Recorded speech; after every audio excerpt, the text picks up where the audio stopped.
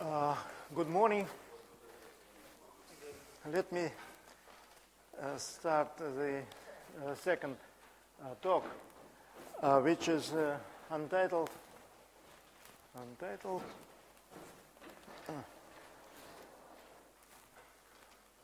Let me.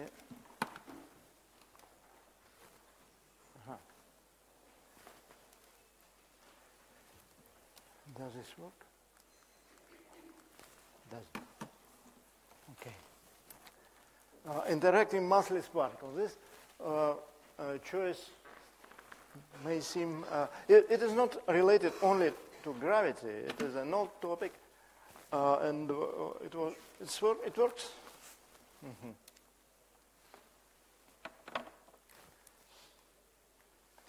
The choice was just because some surprising things happened in this area recent years. So this is the plan.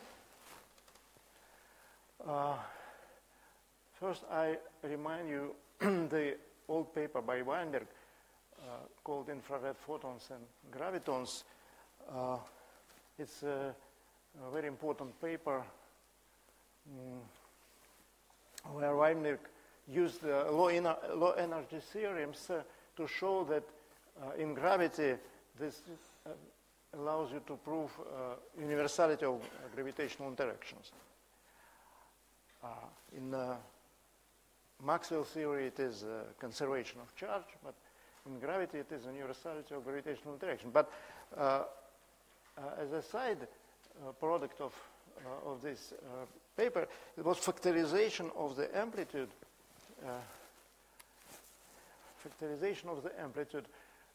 with emission of soft massless particle, photon or graviton, and initial amplitude. So somewhat unexpectedly, this turned out to be related to Bondi-Metzner-Sachs asymptotic symmetries known in general relativity more than 50 years. And it was discovered by Strominger, who found that this factorization may be interpreted as a word identity for BMS transformation. Another related things are gravitational memory. This was explained by Zeldovich and Polnarev paper in linearized theory, linearized gravity, then generalized to full Einstein theory by Christodoulou in 1991. It also exists in Maxwell theory too. And finally, the story of BMS symmetry, application of BMS symmetry to quantum or semi-quantum gravity accumulated in Hawking, Perry, and Strominger proposal. It was in January this year, that black hole can carry a kind of quantum hair, and maybe this quantum hair may help to solve the information loss problem. Another topic is radiation from massless particles.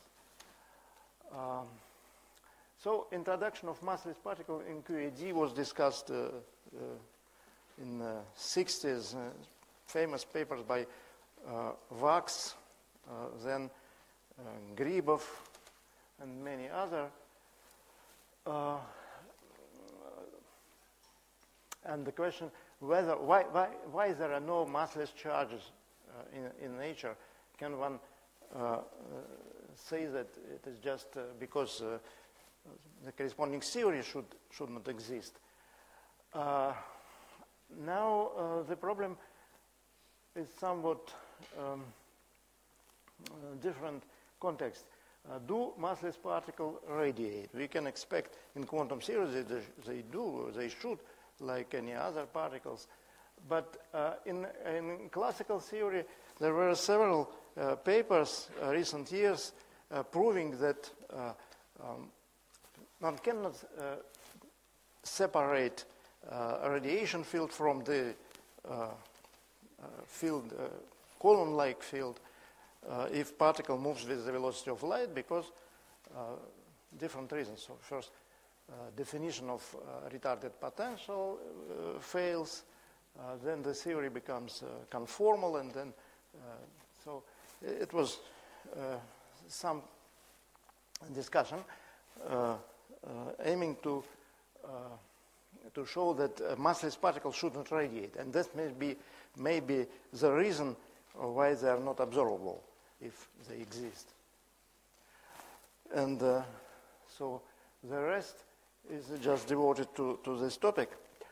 Finally, in gravity, we don't know. We know that massless charges do not exist interacting with photons, but we know that in gravity theory there are massless particles which interact with other massless particles. Let's say one of that is a photon and another is graviton. So whether photon can emit graviton in gravity, of course it can emit. So the problem remains there. And finally, my conclusion will be that point-like photon,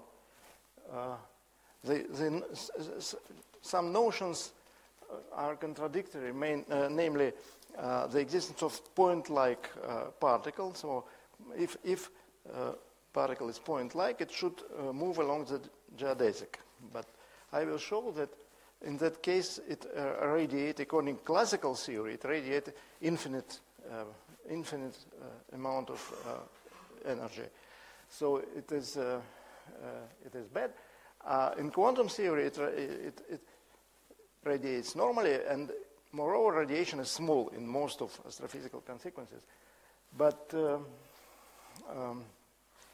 just you cannot say that point particle move along geodesic, because if it is extended, if it is non-localized, some wave packet, then it doesn't move along geodesic. Only point object local move along geodesics according to the principles of general relativity. So there is some subtleties here in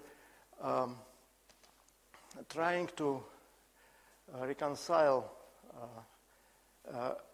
problem of radiation from massless particle and principles of general relativity. So this will be the sense of this discussion. So let me start with Weinberg result. So Weinberg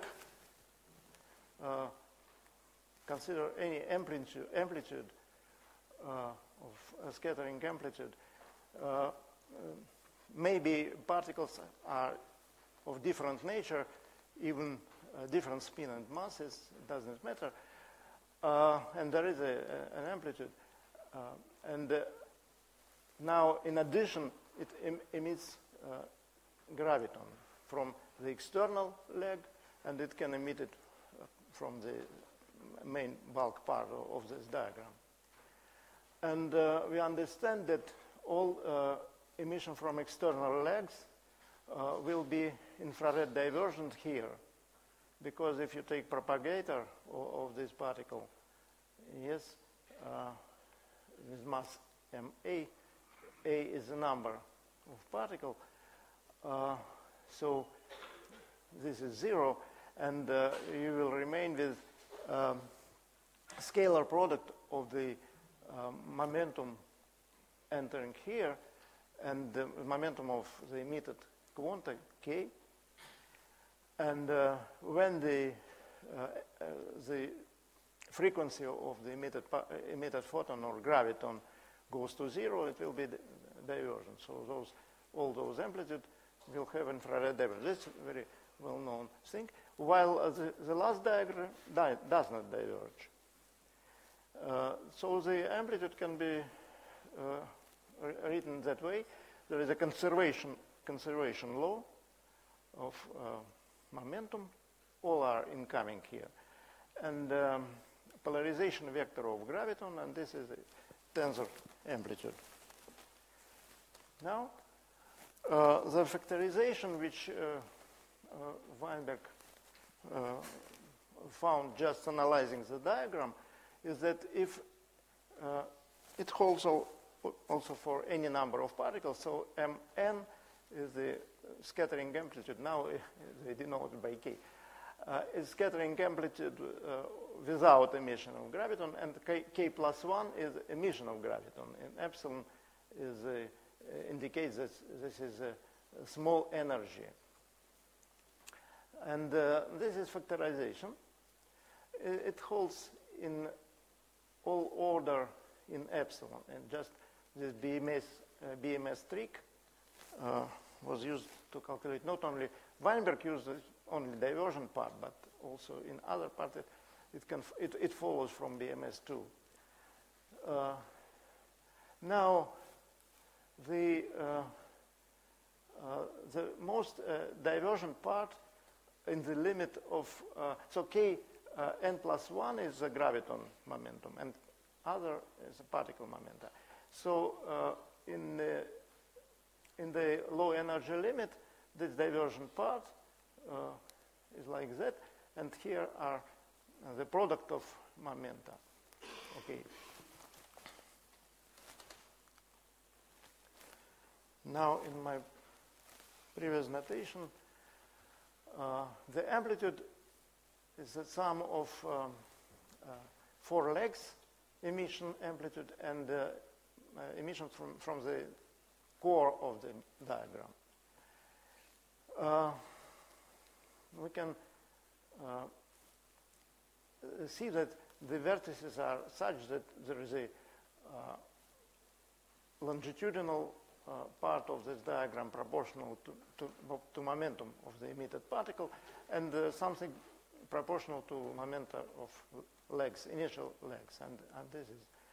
Now we know that the amplitude should, the current should be conserved if the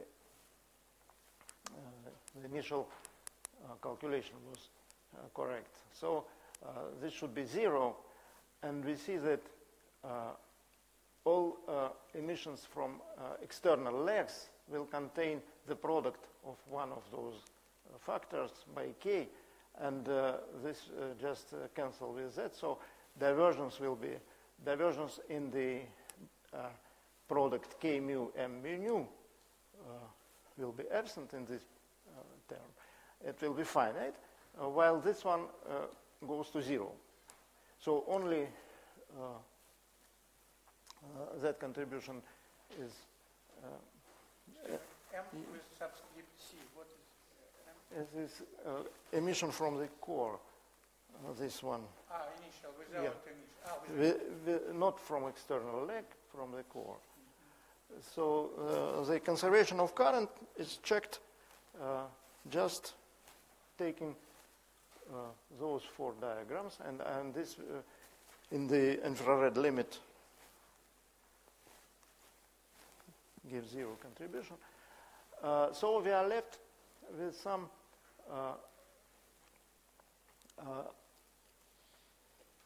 of these products, yes, which is and the factorization here should hold because and this is just the Weinberg factorization theorem. And finally, we see that if kappa is coupling constant, which may be assumed different for each leg, and PA mu is the for momentum, so the sum of such products should be 0, and this should hold together with conservation of momentum. Now, from both equations, it follows that all kappa are equal. And this was the result of Weinberg, interpreted as universality of gravitational interaction. So in principle, it depends on the vertex structure, but all vertex structure of different spin are well known, so you can check that any particle, even graviton itself, you can take one of the initial legs to be the graviton itself. So you will prove this way that self-interaction of gravitons will have the same coupling constant as interaction with other particles. Continuing this line, one can show that if you take a spin 3, which will have 3 indices, as tensor field of the third rank, symmetric in indices, you will get this equation, and the compatibility with conservation of momentum in this case means that all coupling constants are 0. This means that in infrared limit, interaction of spin 3 should vanish, the simple argument. And finally, for spin 1, it gives you conservation of charge, because there will be no p here. Number of p's, it is the spin, reflects the spin of emitted particle. So this is Weinberg result. Now, something which seems to be unrelated, but in fact it is purely classical theory, gravitational memory. So let us consider two particles which move in some metric, and we are interested by relative distance of those particles. It is described by geodesic deviation equation, and in non-relativistic approximation, it is just the spatial part of the displacement, and this is a curvature tensor. It is a kind of symbolic equations which does not take into account the factors, then directions, and so on. So d is the distance between two particles, and r is the curvature tensor in their location. Now, which is slowly varying, of course. Now, suppose that this curvature is due to a gravitational wave which is emitted by a distant system which has quadrupole moment q. And then if p is some operator depending on directions and coefficients also there, it is also kind of symbolic. Then the curvature tensor, which contains second derivative of the metric, it will be the fourth derivative of quadrupole moment projected on this direction, and r is the distance between the emitter and the receiver. And now we consider together this displacement of two test particles and the quadrupole moment of emitter, taking as emitter also the system of particles with mass, massive particles moving with the velocity, and then to estimate which is a quadrupole moment, the second derivative of the quadrupole moment can be written that way. The sum of particles moving in different directions, so just to estimate the effect. So finally, if we take this quadrupole moment due to some scattering of particles which are asymptotically move freely, and combine both equations, you can integrate it twice here, and you will get this displacement, which was just the result of Zeldovich and Polnareff. The displacement will reflect the state of initial particle, initial and final. So it can be interpreted that when a gravity wave passes through the detector, it leaves you some memory in displacement which will be finite if a particle were scattered. So the quadrupole moment changed, but this will leave you some memory in the displacement in the detector. What is capital P?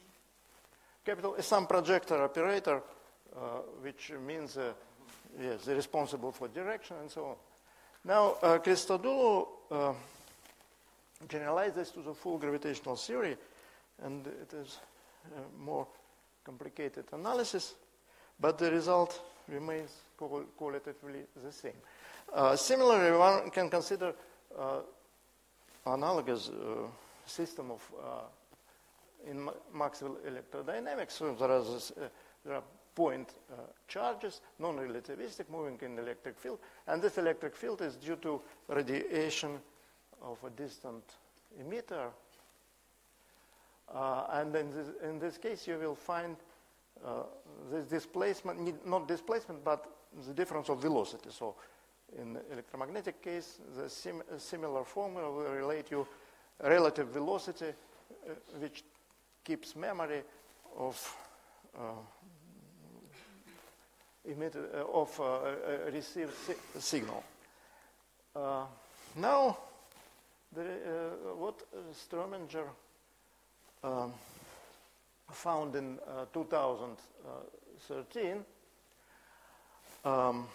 this is the old story.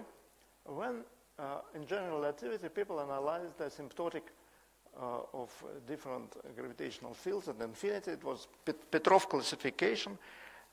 They used the so-called Bondi or retarded coordinates, where it is spherical radius r, and u is retarded time, and the complex coordinate on a sphere. It is theta phi coordinates. This is a complex metric on the sphere. And they found that any system which is asymptotically flat in gravity containing matter and asymptotically flat, it is not simply a Poincare symmetry at infinity, but larger group. And this larger group can be seen just in spherical coordinates, in spherical and retarded coordinates.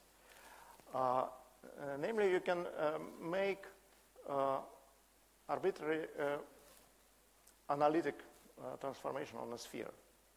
And this is already infinite dimensional group. It doesn't change the sphere, but this is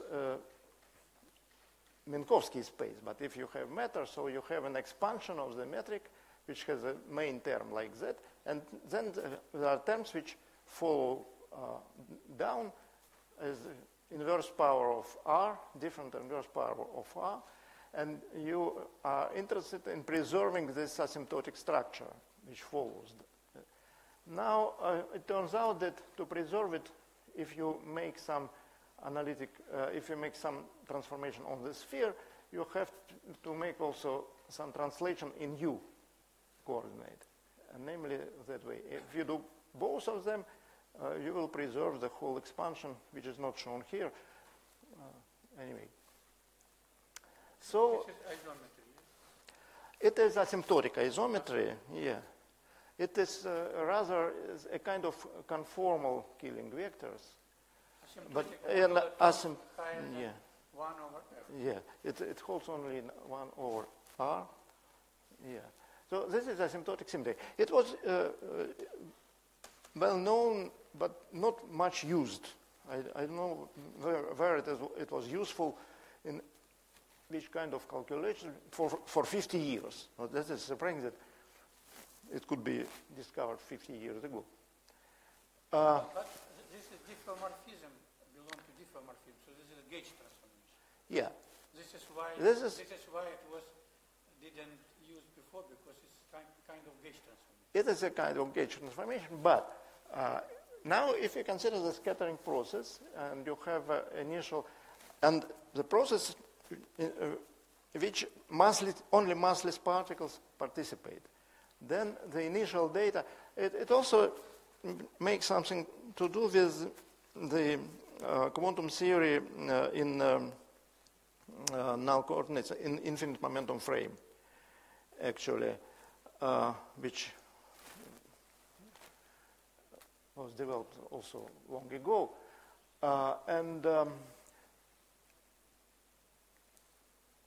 If you have massive particles, so they never reach, massive particle never reach this boundaries, null boundaries by Penrose. I have no time explain this in detail, but this is this null infinity. Only massless particle can intersect this and that. And this is past null infinity and future null infinity. Both of them are at infinity of coordinate r, but it is incoming and outgoing particles which are considered at infinity. If you have a scattering of massless particles, so it is just a convenient way to describe this. So you have BMS transformation for initial surface, Scri minus, and final surface, Scri plus. And then you have to, if you consider scattering process, you have to select some transformation which are valid for both of them. And it will be only finite part of that, and this will be something which was interpreted as a large gauge transformation. Large gauge transformation, like in QCD, and you have different vacuum with respect to this large gauge transformation. It looks rather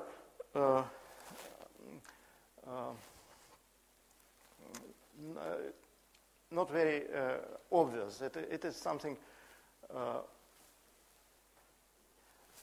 physically they interpret this as condensate of soft gravitons, those differences between vacuum which are produced by large gauge related by large gauge transformation of BMS type. So there is a certain subgroup of product of BMS plus and BMS minus which are operating on Scri minus Scri plus, and this should be the symmetry of S matrix. And just taking the symmetry, Sturminger was able to show that it generates word identity which reproduce the factorization theorem by Weinberg. It is just responsible for that factorization by Weinberg. It is a long story. I have no time to just enter into details. Now, what followed? Followed the application of this idea to black holes, because black hole horizon is another null surface, which somewhat similar to Scri plus, Scri minus, but now it is compact. And they also try to apply this machinery to horizon. And finally,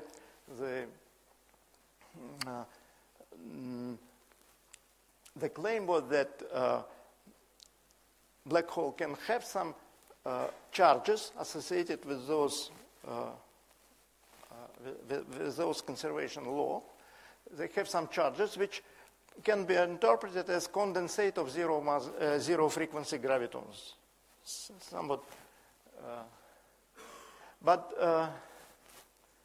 so mathematically you have to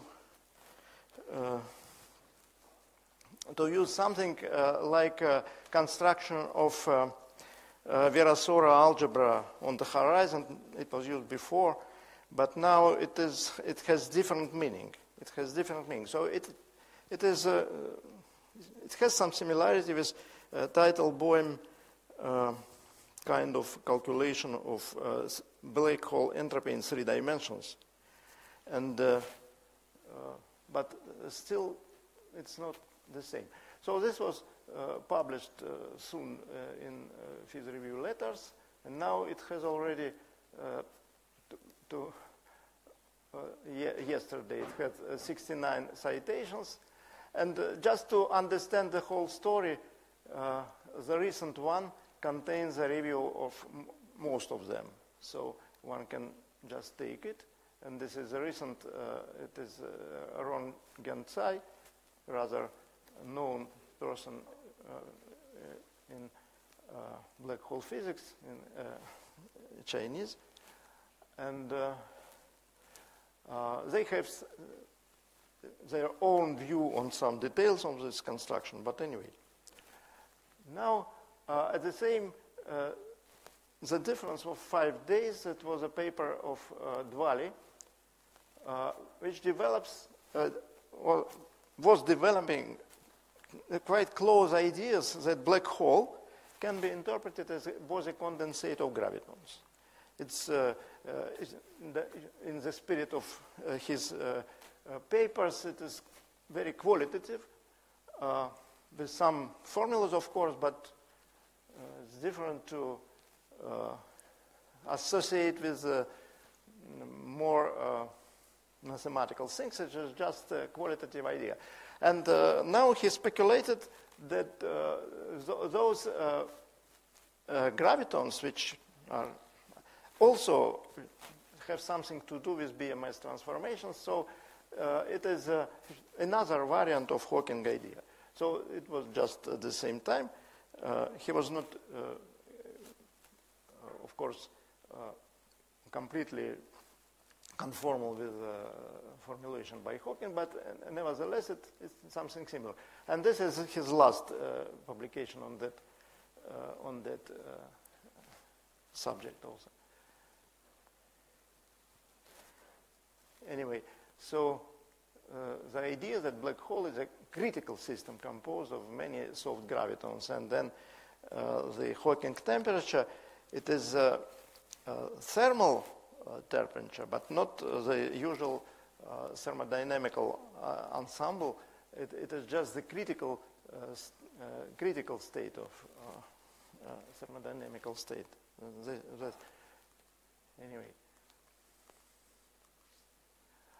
And this one is maybe the most mathematically refined publication on the same subject concerning three-dimensional theory, because in 3 dimensions the entropy of black hole is calculable better, and it just I mentioned the Teitelbaum that is just Virasoro algebra, which there is at the horizon, and now they applied the idea of BMS to combine it with old analysis of. So they moved further, explaining how to get the formula for the entropy and so on.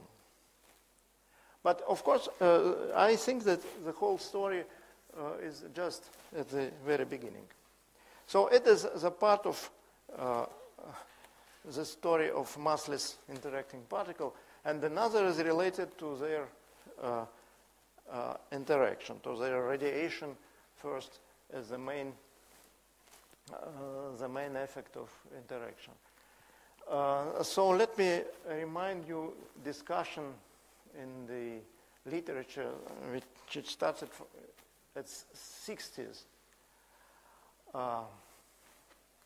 First, where massless interacting field can be found. First, of course, in general relativity, we have such theory, and it is supposed to be consistent theory, but we don't know his full quantum formulation. We still can do perturbative calculations, but not so much. Of course, it is gluons and QCD, and there the problem of collinear divergences which accompany this story is well known. Now, massless charge in QED.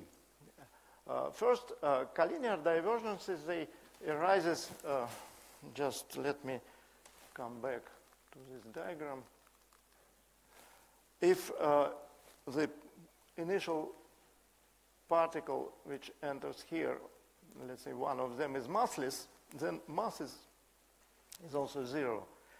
And in that case, you will get the scalar product, which has singularity not at one as k goes to 0, but just on the line, because the scalar product will be proportional to y minus cosine theta, where theta is the angle between special parts of momenta.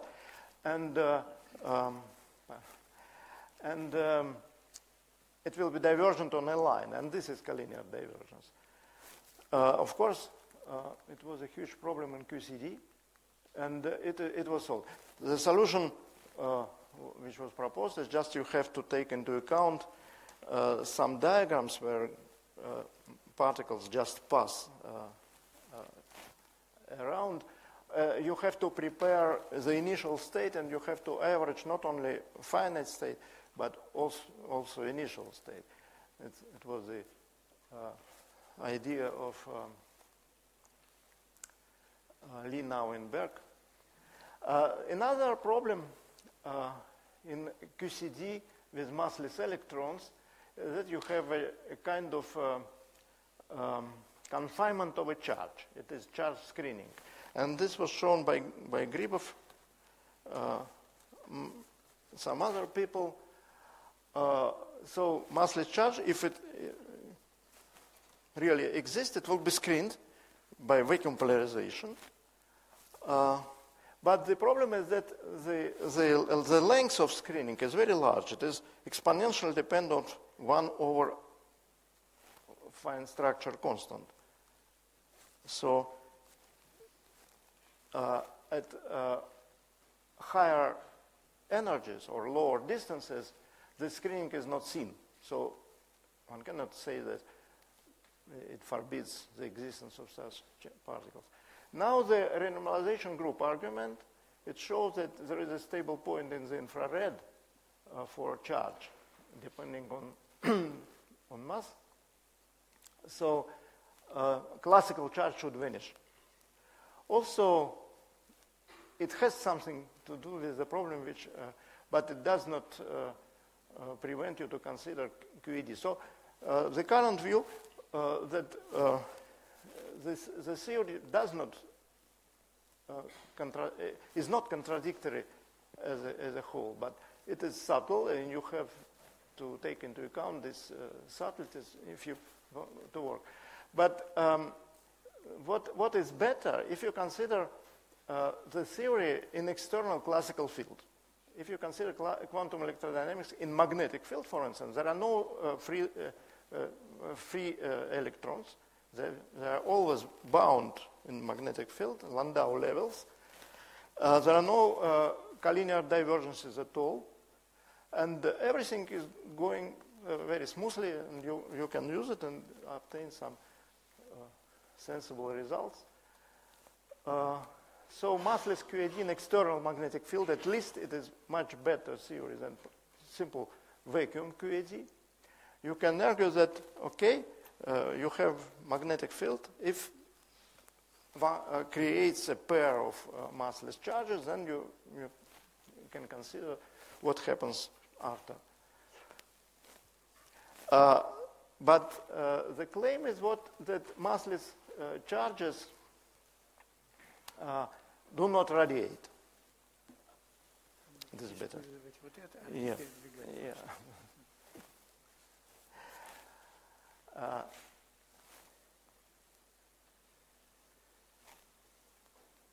So this was some names, Russian names, which the paper can be found. It is papers, publications of from 60s to 80s or even 90s, discussing the problem of massless QED with massless charges.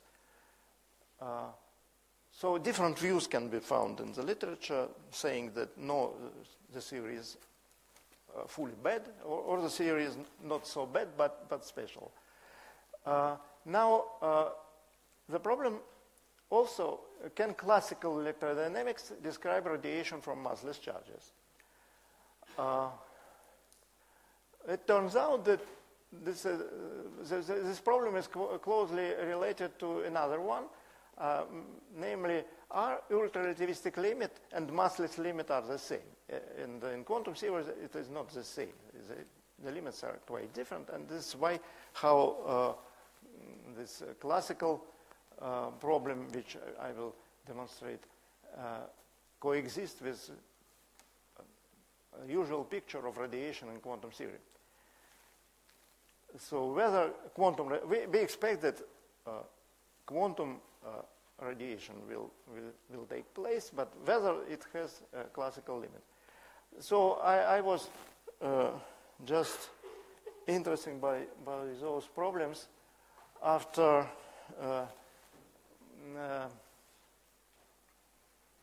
reading some papers. One, there were a series of papers by Lechner showing that electrodynamics of massless charged particles, classical electrodynamics, should be somehow corrected, namely in the definition of retarded potential. So retarded potential, of course, they have something, they have divergence similar to collinear divergence in quantum theory. And you have to do something. And finally, his result was that if you do, you would redefine it as generalized, as distribution, as true generalized function. We expect that all classical equations should have solution in terms of distributions, generalized functions. So there will be no radiation at all. So radiation does not exist in classical electrodynamics of massless charges. Another, Boris Kosякov, he wrote a paper explaining that it is that they should not radiate, massless particles do not radiate, and even he proposed some version of for such electrodynamics as a kind of action at a distance, because we understand that massless particle, if it pushed from the trajectory, accelerated in transverse direction, it cannot be accelerated, of course, in longitudinal direction because the velocity is constant, but in transverse direction it can. And then it should radiate normally if you don't deform the theory. So he proposed to, for massless particles, some special electrodynamical formulation, which is kind of action at a distance. Now, if you look for a Larmor formula, radiation of classical charge, you will get that there is a problem indeed. So it is the radiation of electron in magnetic field. Mass is this usual massive electron. E is the energy, H magnetic field. And if you take the limit m to 0, you will get a huge divergence of the radiated power. So it seems to contradict the claim that massless particles should not radiate at all. So the problem is whether this limit should be applicable for true massless charge. Now this Liénard-Wiechert potential, if you write it like taking Landau-Lifshitz formula, you will get here the line singularity. Cosine theta is the angle between the velocity, instantaneous velocity, and line of observation. And it is just divergent, so something should be done with that. And again, the claims which no radiation, but this does not solve the problem, because if you take the short formula for expansion of radiated power in harmonics of synchrotron frequency, of cyclotron frequency, you will find that each term in this sum, this is Bessel function with index nu, which is the number of harmonic, this is the rotation frequency, and the whole power, angular distribution of the whole power is expressed as a sum going to infinity of those. This is short formula, but you can see that it remains valid when velocity goes to 1. Beta is velocity is going to 1, so it is quite reasonable values in each term.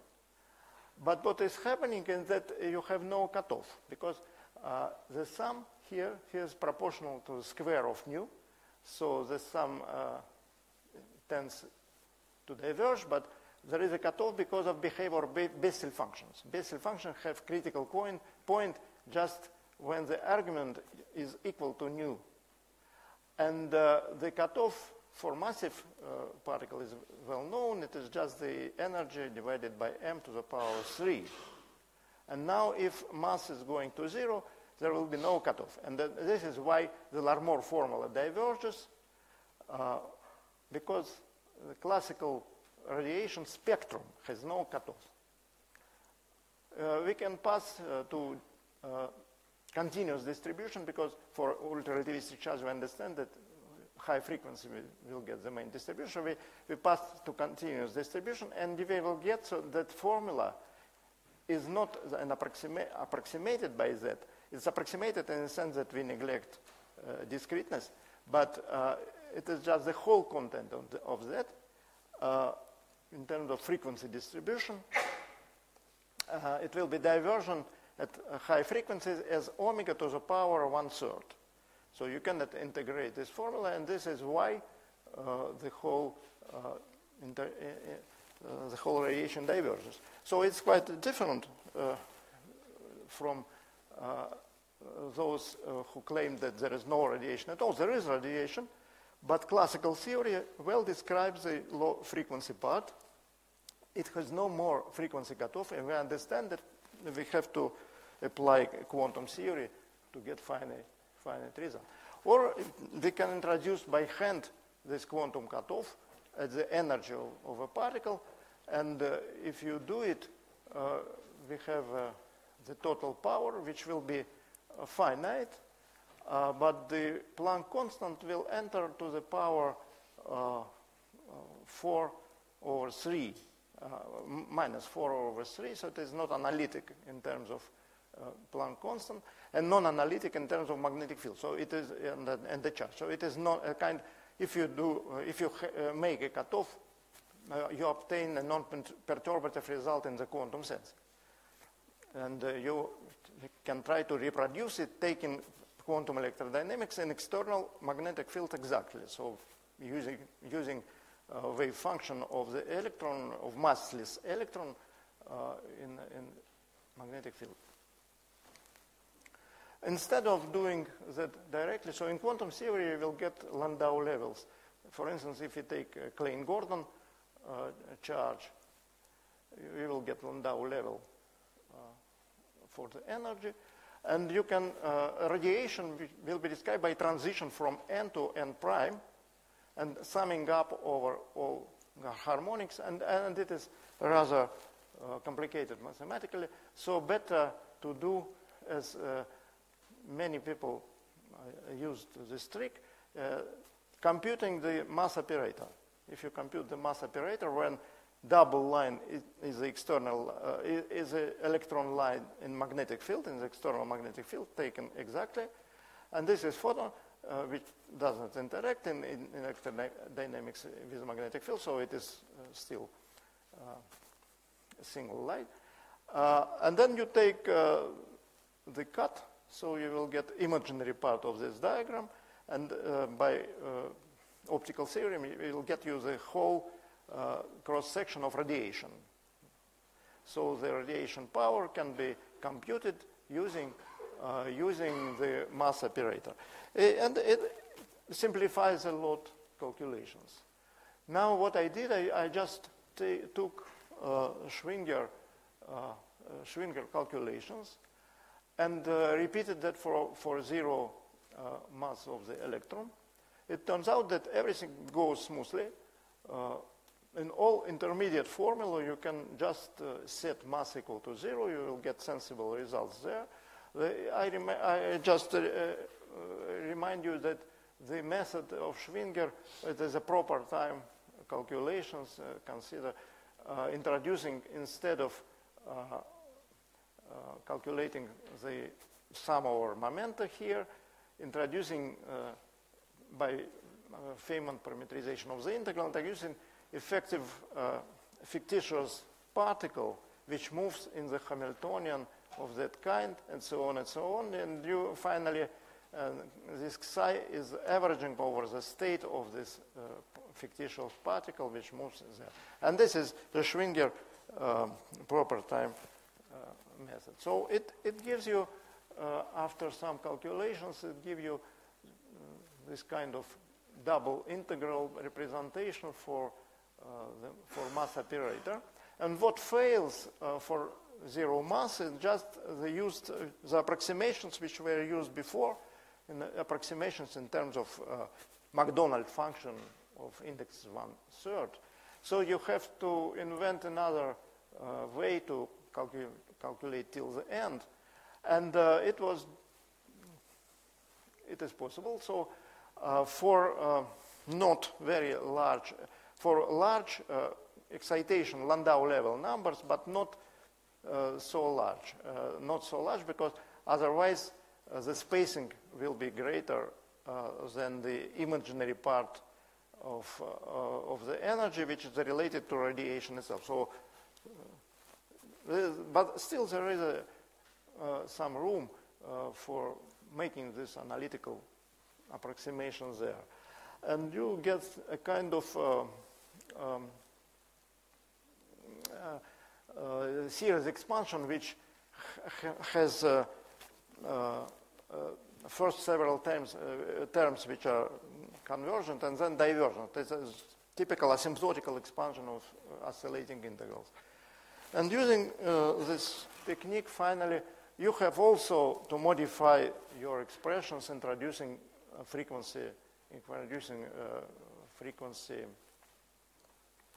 Fourier expansion in frequency. But this is just technical. Finally, in this regime where you can do analytical calculation, you find the power, the spectral power is in terms of integral, which exists and gives you very simple final result. V is the ratio of the h omega frequency of emitted quanta to its initial energy. So V is the energy normalized to the quanta energy of the quanta normalized to the particle energy. So it is a red line here. So this is just classical part. So this power 1/3 is just classical dependence of the spectrum for low frequencies, and we see, of course, it is well described by classical theory, so classical theory works. But then you have a cut, and then it has a natural cutoff, and it is expressed by the second factor, which is 0 at the right boundary of the spectrum. Now, if we calculate the average photon energy, it will be 4 or 9 of the energy of emitted particle. So, in average, you have hard radiation. So, effect is purely quantum in this sense. So, your particle, massless electron will emit hard photons of the energy comparable with itself. The same calculation can be done for spin 1/2. It will give you here integrable divergences in terms of frequency. This is the formula for 1/2. Both have the same behavior at low energy. Both spins have the same behavior at low energy, and this just reproduce the classical result. What is also interesting is that if you do the same for spin 1, you will not have the classical limit at all. It will be completely divergent. Now the total power can be obtained there, and we find something similar to our classical result, which was completed by cutoff.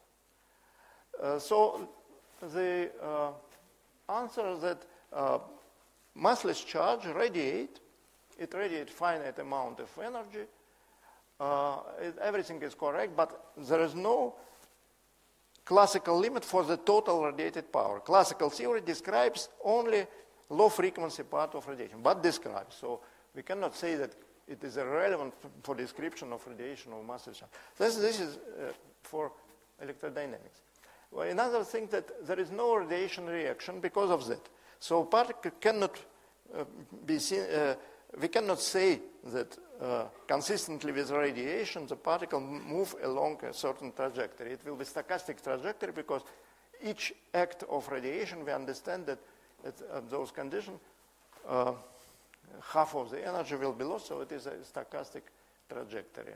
And this is a comment of another, to another paper which derived the radiation reaction for massless charges, and the result was very strange in terms of derivative. It's a fifth derivative of the coordinate. Now turn to gravity, and first consider the same problem: charge moving, massless charge moving in magnetic field, but emitting now gravitons. So it is different interaction term. And for consistency, we have also to take into account electromagnetic field, which retarded field of this particle, superposed with magnetic field. And this will give you a separate contribution called as Gertzenstein effect, transformation of electromagnetic to gravitational wave in magnetic field. So it will be automatically present there. So the whole amplitude of emission of gravitational waves by massless charge contain two parts. First is Gertzenstein part, which is proportional to electromagnetic. But electromagnetic we have already calculated, and it has a problem. So radiation is quantum in that part. Gravitational radiation is also quantum.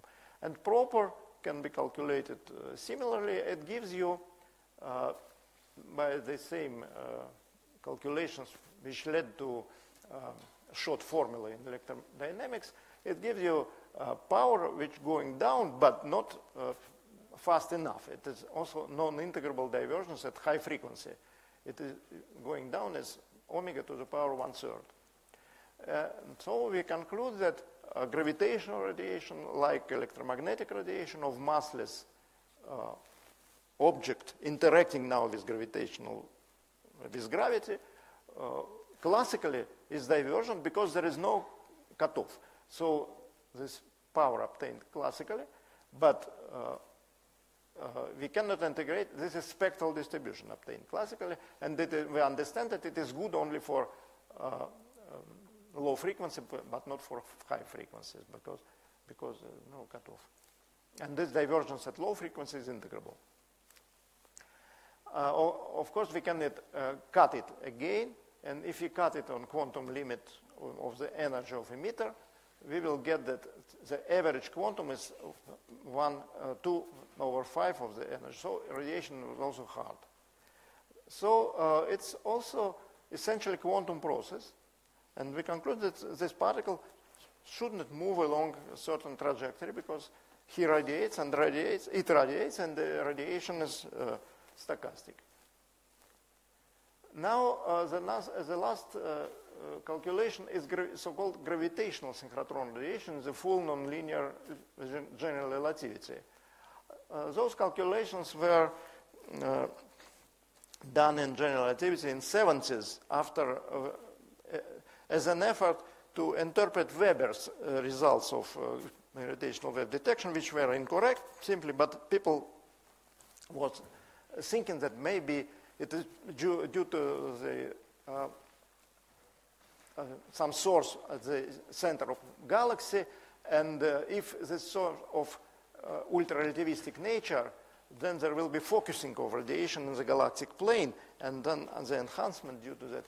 But it turns out that focusing formally, if we consider some particles scattering along black hole, and this is a so-called light ring, it is a last orbit, it is a closed orbit, or photon orbit around black hole. In Schwarzschild metric, it is 3/2 of gravitational radius.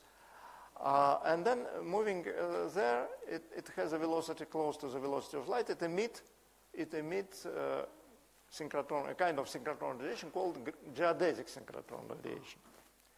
Now, how to do it is just you should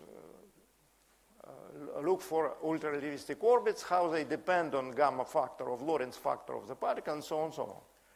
And finally, you obtain some formula which you can write in terms of gamma factor of this particle.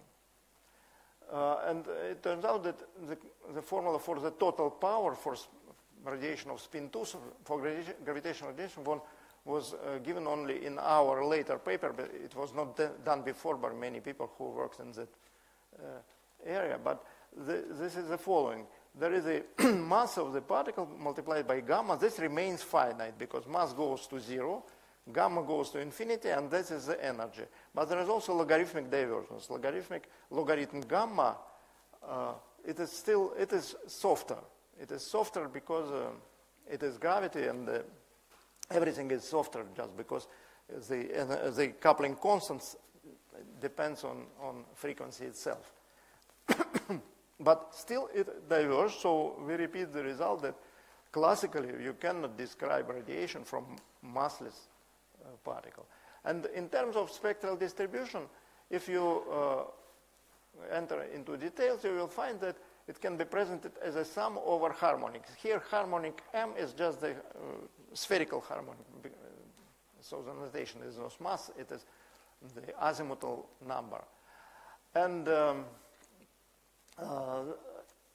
in massive case, there was a cutoff. There was a cutoff on this frequency, proportional to gamma square. Now gamma going to infinity, so there is no frequency, it's harmonic number. There's no more frequency cutoff, and the sum will diverge, and divergence will be logarithmic. So you just get the same.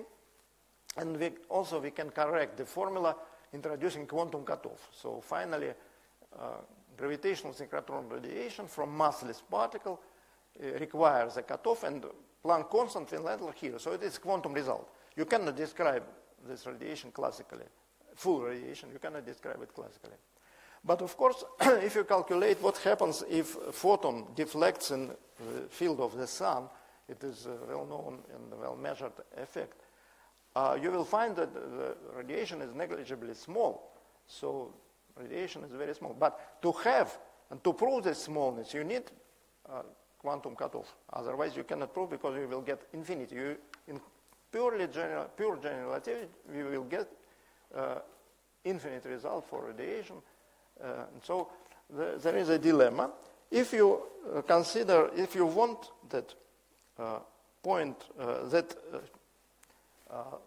light move along null geodesics, which is generally assumed. This is subtle because geodesics is the trajectory of local particle or point particle. So, but the concept of point particle moving along trajectory is inconsistent with radiation in classical theory, because radiation in classical theory will be infinite, and quantum corrected radiation will be stochastic. So it does not move along trajectory. And I am finishing. Now, so this I remind that there is a nice new direction which is still not explored yet. It exists. So the paper of Hawking this year and the paper of Strominger 3 years ago, but maybe it worth to enter into this direction is just my school duties to attract your attention to this problem. So BMS, Bondi-Metzner-Sachs supertranslation, provide novel view on the memory, and this is they relate the story to radiation. Also probably opening new progress in understanding information loss in black holes. Now, problem of radiation from massless particle. So I propose positive solutions. So classical theory describe radiation from, but it gives only low frequency spectra and divergence of ultraviolet. So not fully described. And the same is true for massless particle emitting gravitational wave, and those particles certainly exist. So it follows that that certain notions are incompatible. First, the notion of point particle, point massless particle, and geodesic. Because of classical theory give you divergent result, you cannot say that. Of course, it does not invalidate our interpretation of lensing effects, because we understand that the true radiation is very small. True radiation is very small, but to prove it, you need quantum theory. That's some. So you have a kind of another ultraviolet catastrophe. Ultraviolet catastrophe, which was stimulated Planck to introduce Planck constant. It was the divergence in the spectrum, but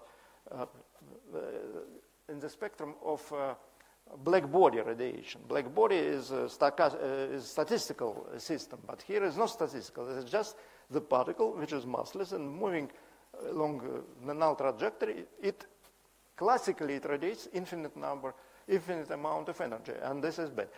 And I don't know other ways to improve this. Or you should consider, instead of this, you consider a wave packet, of course. You can say that you should deal not with point photon, but with Maxwell equations. But Maxwell equations will propagate other ways. So it is not just along the geodesic, only characteristics are geodesic. So different effects, depending on polarization. Of course, maybe those effects are small. I am sure that will be small in a realistic lensing story, but still. Okay, let me finish. Thank you. Thank you very much. So, question?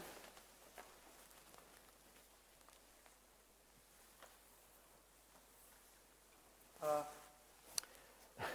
have the same question, but Yes. it's just probably open problem, because it's this symmetry is just a gauge symmetry, gauge artifact in some sense, and they produce from other side. They produce physical consequences, just word identity. They interpret this as large gauge transformation, like in QCD. So you have classes of vacua. But this is in Euclidean space, large gauge transformation and instanton approach, topology, and all that. This is just in Minkowskian space. Yeah, I agree. But instanton is just something which reveals the structure. But the vacua, they exist in Lorentz space. You cannot go from one vacuum to another. In pure Young-Mills theory, with a potential barrier which prevents you going there. But if you have a sphaleron, if you have scalar field, for instance, you have sphaleron, and you can go through sphaleron excitation, or you tunnel by instanton. Topology is in both Euclidean and Minkowski. In Euclidean, there is tunneling, which is not. Tunneling, right? Yeah, tunneling is instanton, and this demands you. So their interpretation that BMS gives the same story for gravity. I cannot say that I well understand it, because it is technically rather involved. It's calculations, because it is not so simple as in Young-Mills theory. You have approximate expansions and so on and so on. So, but the claim is that you expand those transformations in harmonic, and low member of this harmonic is just large gauge transformations. And these are condensate of zero frequency gravitons, just translations.